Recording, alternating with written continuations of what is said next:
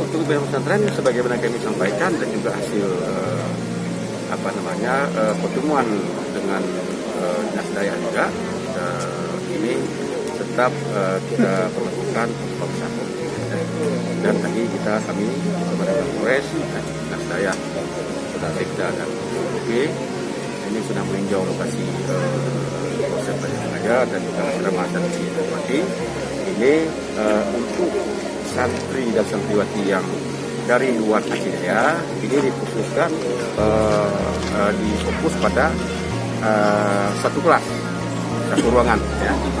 Bukan sedangkan dalam Aceh Jaya ini masih sebagaimana biasa. Jadi